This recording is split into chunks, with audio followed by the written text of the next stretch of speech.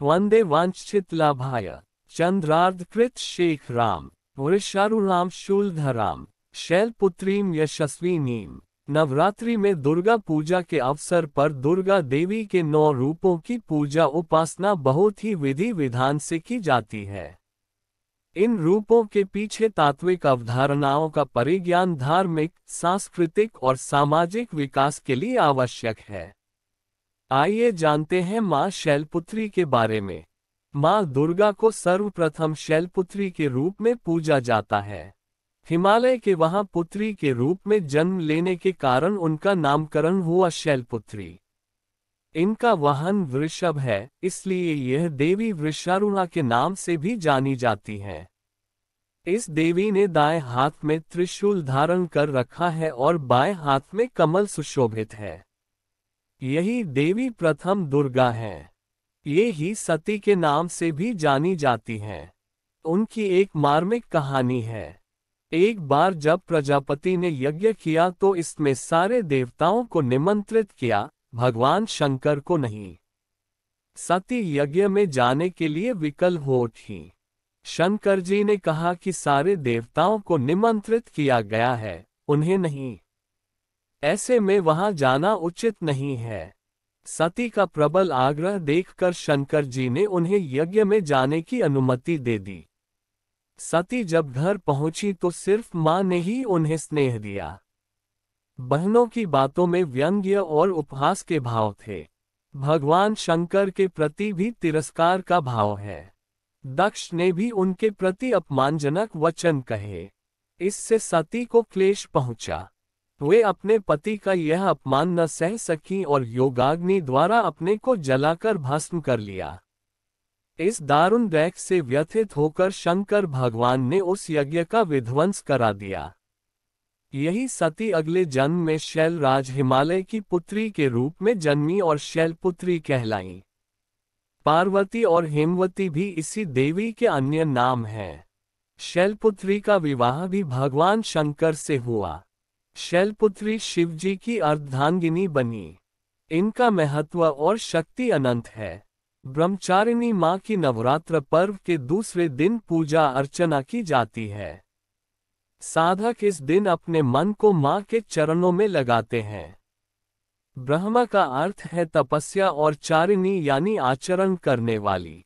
इस प्रकार ब्रह्मचारिणी का अर्थ हुआ तप का आचरण करने वाली।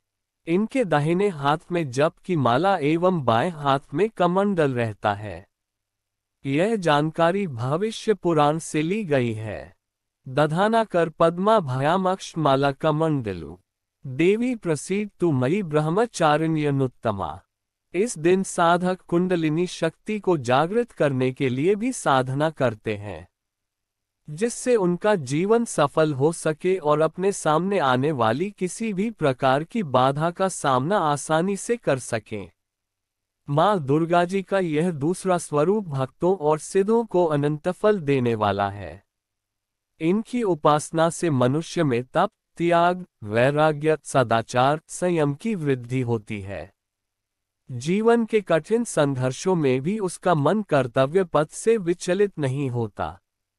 मां ब्रह्मचारिणी देवी की कृपा से उसे सर्वत्र सिद्धि और विजय की प्राप्ति होती है। दुर्गा पूजा के दूसरे दिन इन्हीं के स्वरूप की उपासना की जाती है। इस दिन साधक का मन स्वाधिष्ठान चक्र में शिथिल होता है। इस चक्र में अवस्थित मन वाला योगी उनकी कृपा और भक्ति प्राप्त करता है। इस दिन ऐसी कन्याओं का पूजन किया जाता है कि जिनका विवाह तय हो गया है लेकिन अभी शादी नहीं हुई है। इन्हें अपने घर बुलाकर पूजन के पश्चात भोजन कराकर वस्त्र, पात्र आदि भेंट किए जाते हैं। प्रत्येक सर्वसाधारण के लिए आराधना योग्य यह श्लोक सरल और स्पष्ट है। मां जगदम्बे की भक्ति पाने के लिए इसे कंठस्थ कर नवरात्रि में द्वितीय दिन इसका जाप करना चाहिए। या देवी सर्वभूतेषु मां ब्रह्मचारिणी रूपेण संस्थिता। नमस्तस्यै नमस्तस्यै नमस्तस्यै नमो नमः। अर्थ, हे मां, सर्वत्र विराजमान और ब्रह्मचारिणी के रूप में प्रसिद्ध अम्बे, आपको मेरा बार बार प्रणाम है।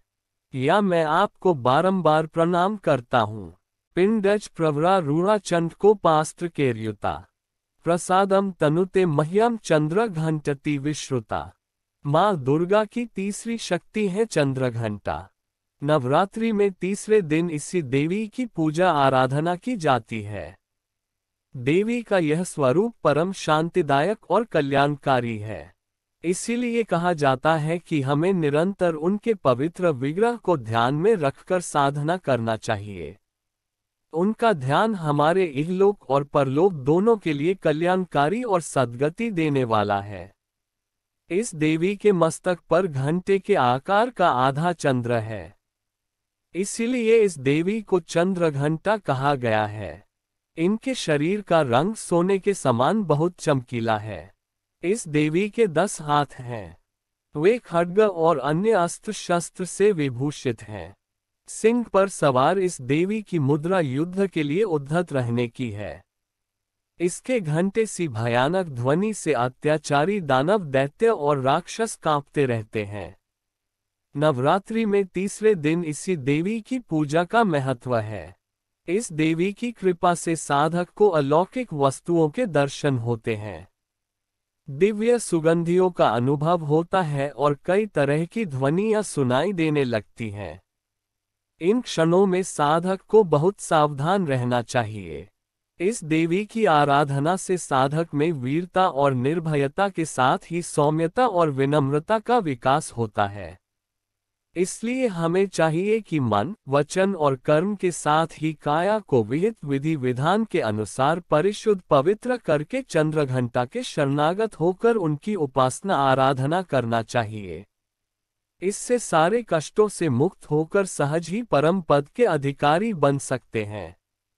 यह देवी कल्याणकारी है। सुरा संपूर्ण कलशम रुधिराप्लुत मेवच दधाना हस्त पद्माभ्याम कुष्मांडा शुभ दास्तु में।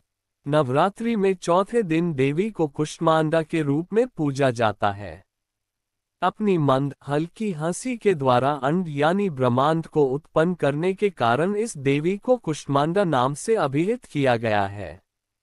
जब सृष्टि नहीं थी, चारों तरफ अंधकार ही अंधकार था, तब इसी देवी ने अपने हास्य से ब्रह्मांड की रचना की थी।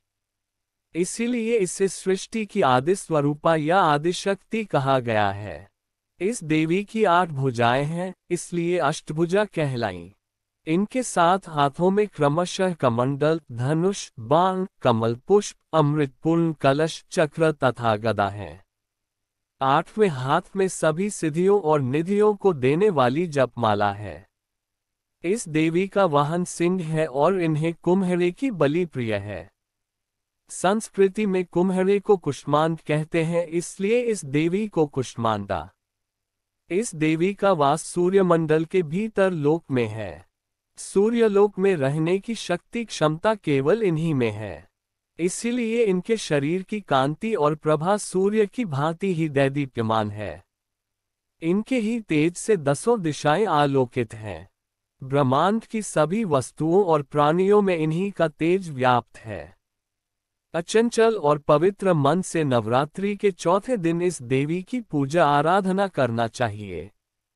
इससे भक्तों के रोगों और शोकों का नाश होता है तथा उससे आयु, यश, बल और आरोग्य प्राप्त होता है। ये देवी अत्यल्प सेवा और भक्ति से ही प्रसन्न होकर आशीर्वाद देती हैं। सच्चे मन से पूजा करने वाले को सुगमता से परम पद प्राप्त होता है। विधि विधान से पूजा करने पर भक्त को कम समय में ही कृपा का सूक्ष्म भाव अनुभव होने लगता है। ये देवी आधियों व्याधियों से मुक्त करती हैं और उसे सुख, समृद्धि और उन्नति प्रदान करती हैं। अंततः इस देवी की उपासना में भक्तों को सदैव तत्पर रहना चाहिए। सिंहासन गता नित्यम पद्माश्रित करद्वया शुभ दास्तु सदा देवी स्कंद माता यशस्विनी। पहाड़ों पर रहकर सांसारिक जीवों में नवचेतना का निर्माण करने वाली स्कंद माता। नवरात्रि में 5वें दिन इस देवी की पूजा अर्चना की जाती है। कहते हैं कि इनकी कृपा से मूढ़ भी ज्ञानी हो जाता है। स्कंद कुमार कार्तिकेय की माता के कारण इन्हें स्कंद माता नाम से अभिहित किया गया है। इनके विग्रह में भगवान स्कंद बाल रूप में इनकी गोद में विराजित हैं। इस देवी की 4 भुजाएं हैं। ये दाईं तरफ की ऊपर वाली भुजा से स्कंद को गोद में पकड़े हुए हैं। नीचे वाली भुजा में कमल का पुष्प है। बाईं तरफ ऊपर वाली भुजा में वरद मुद्रा में है और नीचे वाली भुजा में कमल पुष्प है। इनका वर्ण एकदम शुभ है। ये कमल के आसन पर विराजमान रहती हैं। इसीलिए इन्हें पद्मासना भी कहा जाता है। सिंह इनका वाहन है। शास्त्रों में इसका काफी महत्व बताया गया है। इनकी उपासना से भक्त की सारी इच्छाएं पूरी हो जाती हैं। भक्त को मोक्ष मिलता है। सूर्यमंडल की अधिष्ठात्री देवी होने के कारण इनका उपासक अलौकिक तेज और कांति में हो जाता है। अतः मन को एकाग्र रखकर और पवित्र रखकर इस देवी की आराधना करने वाले साधक या भक्त को भवसागर पार करने में कठिनाई नहीं आती है। उनकी पूजा से मोक्ष का मार्ग सुलभ होता है। यह देवी विद्वानों और सेवकों को पैदा करने वाली शक्ति है, यानी चेतना का निर्माण करने वाली। कहते हैं कालिदास द्वारा रचित रघुवंशम महाकाव्य और मेघदूत रचनाएं स्कंदमाता की कृपा से ही संभव हुई है। चंद्रहा सोज्वल करा शार्दूल वरवहना कात्यायनी शुभम दद्या देवी दानव घातिनी। नवरात्रि में छठे दिन मां कात्यायनी की पूजा की जाती है। इनकी उपासना और आराधना से भक्तों को बड़ी आसानी से अर्थ, धर्म, काम और मोक्ष 4 फलों की प्राप्ति होती है। उसके रोग, शोक, संताप और भय नष्ट हो जाते हैं।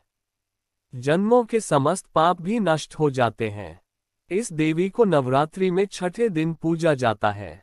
कात्य गोत्र में विश्व प्रसिद्ध महर्षि कात्यायन ने भगवती पराम्बा की उपासना की, कठिन तपस्या की। उनकी इच्छा थी कि उन्हें पुत्री प्राप्त हो।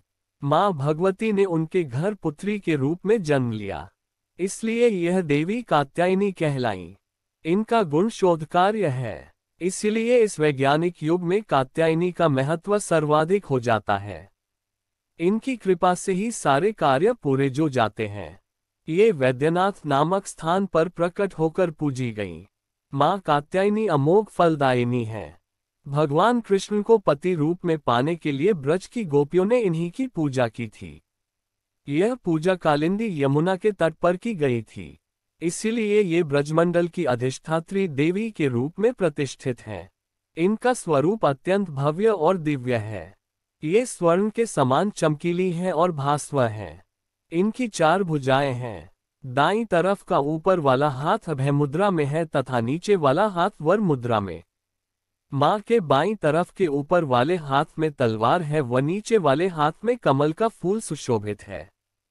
इनका वाहन भी सिंह है। इनकी उपासना और आराधना से भक्तों को बड़ी आसानी से अर्थ, धर्म, काम और मोक्ष 4 फलों की प्राप्ति होती है। भक्तों के रोग, शोक, संताप और भय नष्ट हो जाते हैं। जन्मों के समस्त पाप भी नष्ट हो जाते हैं। इसलिए कहा जाता है कि इस देवी की उपासना करने से परम पद की प्राप्ति होती है। दुर्गा का सप्तम रूप कालरात्रि को महायोगिनी, महायोगीश्वरी कहा गया है। यह नागदौन औषधि के रूप में जानी जाती है। सभी प्रकार के रोगों की नाशक, सर्वत्र विजय दिलाने वाली, मन एवं मस्तिष्क के समस्त विकारों को दूर करने वाली औषधि है। इस कालरात्रि की आराधना प्रत्येक पीड़ित व्यक्ति को करना चाहिए। इस दिन देवी को गुड़ का भोग लगाकर उसे प्रसाद के रूप में खाना सेहत के लिए भी फायदेमंद है। नवरात्रि की सप्तमी तिथि को मां कालरात्रि के पूजन के दिन सुबह स्नानादि से निवृत्त हो जाएं। अब रोली, अक्षत, दीप, धूप अर्पित करें। मां कालरात्रि को रातरानी का फूल चाएं। गुड़ का भोग अर्पित करें। मां की आरती करें। इसके साथ ही दुर्गा सप्तशती, दुर्गा चालीसा तथा मंत्र जपें। इस दिन लाल कंबल के आसन तथा लाला चंदन की माला से मां कालरात्रि के मंत्रों का जाप करें। अगर लाला चंदन की माला उपलब्ध न हो तो रुद्राक्ष की माला का उपयोग कर सकते हैं। ओम कालरात्र्यै नमः। उपासना मंत्र। एकवेणी जपा कर्णपूरा नग्नाखरा स्थिता। लंबोष्टि करनी काकर्णी तैलाभ्यक्त शरीरिणी। वाम पादोल्ला सल्लोहलता कंटक भूषणा वर्धन मूर्ध ध्वजा कृष्णा कालरात्रि भयंकरी। ओम यदि चापि वरो देयस्त्वयास्माकं महेश्वरी संस्मृता संस्मृता त्वं नो हिंसेथा परमापदः। घृत गुग्गल जायफलादि की आहुति दे। ओम ह्रीं श्रीं क्लीं दुर्गति नाशिन्यै महामायायै स्वाहा। कार्य में बाधा उत्पन्न हो रही हो, शत्रु तथा विरोधी कार्य में अड़ंगे डाल रहे हो, उन्हें निम्न मंत्र का जप कर अपने को बाधाओं से मुक्ति दिलाएं। ओम यश्च मर्त्य स्तवैरभि त्वा स्तोष्यत्यम्लान्ये तस्य वित्तीर्धज्ञ विभवे धन दारादि संपदाम। ओम पंचमैवा खीर पुष्प फल आदि की आहुति दें। जितने भी मंत्र दिए गए हैं वे सभी शास्त्रीय तथा कई श्री दुर्गा सप्तशती से उद्घृत हैं।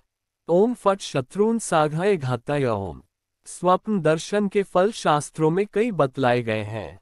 यदि कुफल वाला कोई स्वप्न देखे जिसका फल खराब हो, उसे अच्छा बनाने के लिए स्वप्न देखने के बाद प्रातः एक माला जपने से बुरा फल नष्ट होकर अच्छा फल मिलता है।